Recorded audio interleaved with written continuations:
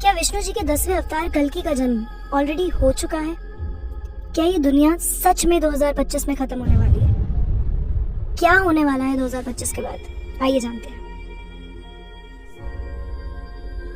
हिंदू धर्म के अनुसार कलयुग दुनिया के चक्र का एक हिस्सा है जिसमें अधर्म, अशांति और पाप का प्रभाव ज्यादा होता है। कलयुग के अंत के बारे में अलग अलग ग्रंथों में मूल्यांक रूप से वर्णन किए गए हैं। कुछ ग्रंथों के अनुसार कलयुग 4,32,000 वर्षों तक चलता है, जबकि कुछ के अनुसार ये 1200 वर्षों तक का ही होता है। लेकिन सवाल तो यही है कि क्या 2025 तक हम कलयुग के अंत को देखने के लिए तैयार हो सकते हैं? और क्या 2025 में कलयुग सच में खत्म होने वाला है?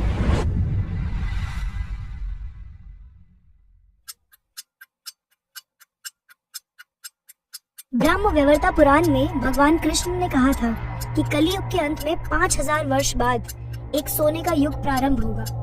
तो क्या ये बदलाव सच में हो रहा है? और क्या हम सच में एक ऐसे टाइम बॉम्ब पर बैठे हैं जो जल्द ही फटने वाला है? तो चलिए चलते हैं एक ऐसी अनोखी यात्रा पे और जानते हैं कि कलयुग के आखिरी साल का राज आखिर है क्या। कलयुग को डार्क एज भी कहा जाता है क्योंकि इस युग में लोग भगवान से सबसे ज्यादा दूर होते हैं। हिंदू धर्म में नीति यानी कि धर्म को सिंबॉलिकली एक बुल यानी कि बैल से रिप्रेजेंट किया गया है। सत्य युग में उस बुल के 4 पैर होते हैं, लेकिन हर युग के साथ उस बुल का एक एक पैर कम होता चला जाता है, विच ऑल्सो मीन्स कि कलयुग में इस बुल का केवल एक ही पैर बचा है। But I am very sure कि अब आप ये सोच रहे होंगे कि कलयुग का 1 लेग्ड बुल और 2025 का क्या कनेक्शन है। तो फिर मैं आपको बता दूं कि बुल के इसी आखिरी पैर के साथ कलयुग का अंत जुड़ा हुआ है। तो जब कलयुग खत्म होगा तो इस बुल को अपना पुराना स्वरूप वापस मिल जाएगा।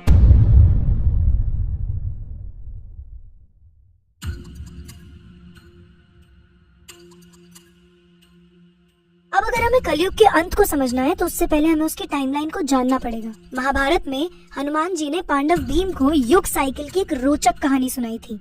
हनुमान जी ने कहा था कि सतयुग का नाम इसलिए था क्योंकि उस युग में एक ही धर्म था और सभी लोग पवित्र थे। इस युग में धार्मिक अनुष्ठान करने की भी कोई जरूरत नहीं थी, यहाँ तक कि ना ही गरीबी थी और ना ही अमीरी।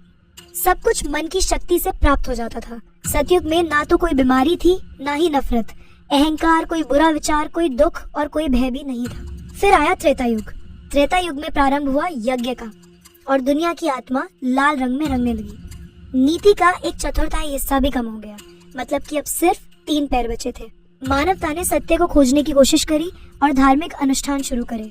लोग तप और बलि से अपनी इच्छाएं पूरी करते थे। त्रेता युग के बाद शुरुआत हुई द्वापर युग की, जिसमें दुनिया की आत्मा पीले रंग में रंग गई।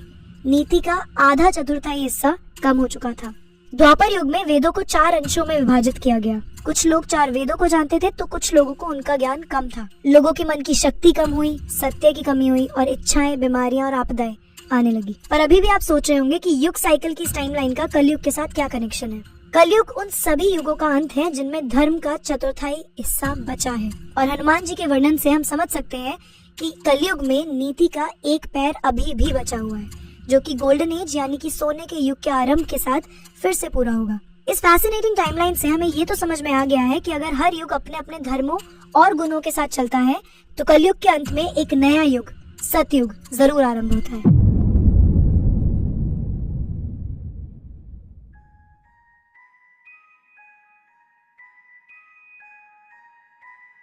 जब हम कलयुग के रहस्य की तरफ मुड़ते हैं तो एक और खास बात सामने आती है।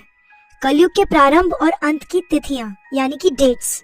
इस युग के गुणों का विस्तार करने वाले भी इसे लेकर विचार विमर्श करते हैं, लेकिन कलयुग की शुरुआत और अंत की तिथियां अभी तक गहरे अंधेरे में लिपटी हुई हैं।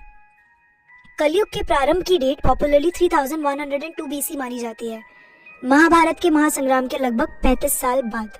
ये डेट मायन कैलेंडर की ग्रेट साइकिल की शुरुआत, जिसकी प्रपोज डेट 3114 BC के करीब की है। क्या ये सिर्फ इत्तेफाक है या फिर इन दोनों के बीच भी कोई गहरा राज छुपा हुआ है?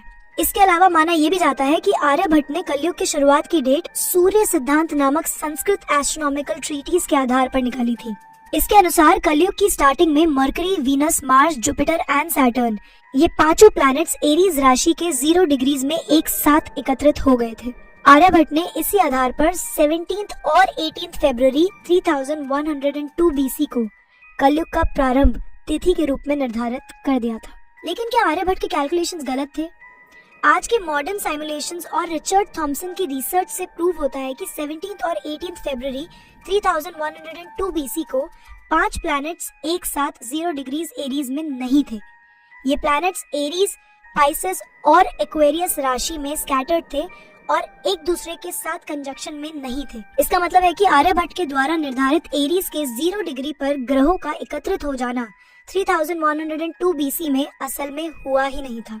लेकिन क्या ये माना जा सकता है कि आर्यभट्ट ने अपनी बैक कैलकुलेशंस में कोई गलती की थी? सच तो ये है कि सूर्य सिद्धांत में कहीं भी नहीं लिखा है कि कलयुग के प्रारंभ में ऐसा ग्रह मिलन हुआ था, बल्कि सूर्य सिद्धांत में क्लियरली लिखा गया है कि ग्रह मिलन एरीज के 0 डिग्री में कलयुग के अंत में होता है। इन दिस वे आर्यभट्ट का रिसर्च और कैलकुलेशन था तो लिमिटेड, पर सूर्य सिद्धांत के अकॉर्डिंग उन्होंने एकदम सही तिथि निर्धारित की थी। जैसा कि सूर्य सिद्धांत में लिखा गया है कि ग्रह योगदा सतयुग के अंत में होती है, लेकिन हिंदू ज्योतिष में एक विचलन भी है कि ग्रह योगदा एक डे एंड नाइट ऑफ ब्रह्म के प्रारंभ में होती है, जिसमें 1000 युग साइकिल्स शामिल होते हैं। लेकिन क्या ये 3102 बीसी की कलयुग की डेट का कोई सही आधार है? जब इस डेट का किसी भी संस्कृत टेक्स्ट में 500 सी से पहले कोई जिक्र ही नहीं था, तो आर्यभट्ट ने इस डेट को कहां से प्राप्त किया? क्या आर्यभट्ट ने खुद ही इस डेट का कैलकुलेशन लगाया था? टेक्स्ट आर्यभट्टिया में इस डेट का एक सही संदर्भ है, जिसमें आर्यभट्ट ने लिखा है कि ये टेक्स्ट कलयुग के 3600 वर्ष बाद तैयार किया गया था।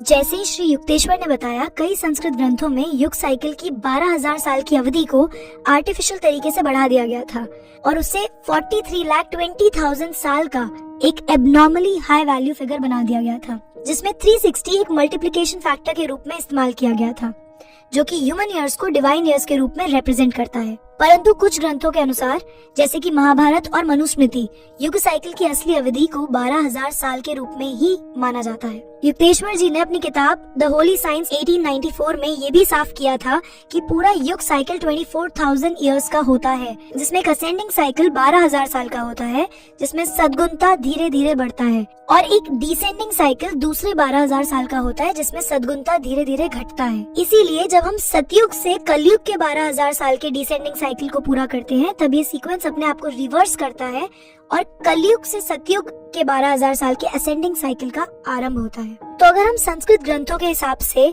युगों की अवधियों को समझें, तो कैलकुलेशन कुछ ऐसी होगी।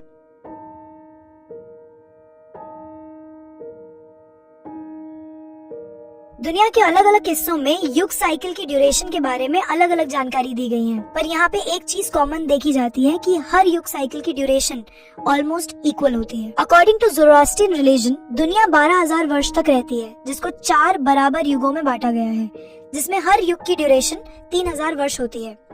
एक मेक्सिको के ग्रंथ कोडेक्स रियोज में लिखा गया है कि हर युग की ड्यूरेशन 4008, 4010, 48,001, 5042 ईयर्स की है, जिससे हमें ये भी दिखता है कि इस केस में भी हर युग की ड्यूरेशन ऑलमोस्ट सेम ही है। इस प्रकार संस्कृत ग्रंथों में दिए गए युगों की साइकिल के 4 युगों की ड्यूरेशंस 4800, 3600, 2400 एंड 1200 ईयर्स है, जो कि नॉर्मल युगों की साइकिल से अलग है। इस सीक्वेंस में हर युग की अवधि पिछले युग से 1200 वर्ष कम होती है। ये एक अर्थमेटिक प्रोग्रेशन है, जो कि प्राकृतिक युगों में बहुत कम पाई जाती है। ये अनियमित सीक्वेंस इस सवाल को उठाता है, क्या युगों के ड्यूरेशंस को जानकारियों के मुताबिक बदला गया है? इम्पोर्टेंट बात ये है कि इस सीक्वेंस में 4 युगों की ड्यूरेशंस का रेशियो 4:3:2:1 है।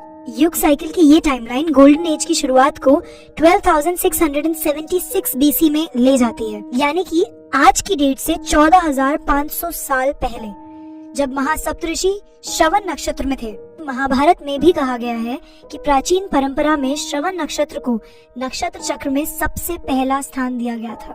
ब्रह्म वैवर्त पुराण में भगवान कृष्ण और देवी गंगा के बीच एक संवाद का वर्णन है। यहाँ श्री कृष्ण कहते हैं कि कलयुग के 5000 वर्ष बाद एक नया गोल्डन एज शुरू होगा, जो 10,000 वर्ष तक रहेगा। आज हम 3676 बीसी में शुरू होने वाले कलयुग के अंत के बहुत नजदीक हैं, और कलयुग के अंत के बाद 3 युगानुयुग होंगे, जो 9000 वर्षों तक चलेंगे, चढ़ते हुए युग का अंत होने तक।